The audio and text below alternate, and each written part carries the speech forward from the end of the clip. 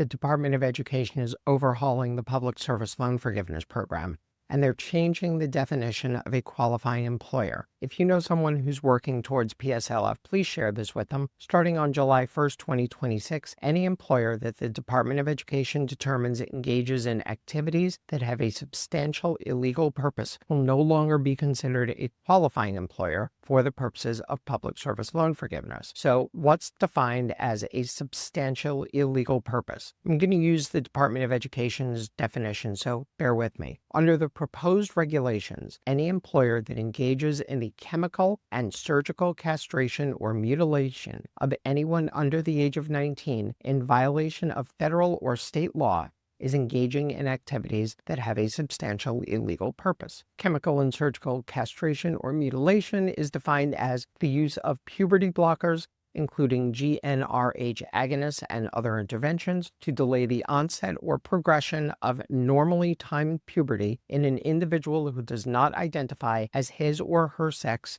and the use of sex hormones such as androgen blockers, estrogen, progesterone, or testosterone to align an individual's physical appearance with an identity that differs from his or her sex. In other words, this is an anti-trans measure. And here's where it gets really thorny. To be excluded from a qualifying employer, the activity is considered to have a substantial illegal purpose if it is in violation of federal or state law. Now, currently, there are no federal laws limiting these treatments, so you may be thinking you're in the clear if your state allows it. But we've already seen federal action geared to limit the rights of the trans community. All that needs to happen is for the FDA to limit the use of these medications to people under the age of 19, and suddenly their use violates federal law even if it's okay at the state level. And that's how the federal government gets medical professionals to stop providing gender-affirming care to people under the age of 19. If medical professionals continue to administer this treatment, they're going to lose their ability to get public service loan forgiveness. These 27 states have enacted laws or policies that already restrict medical procedures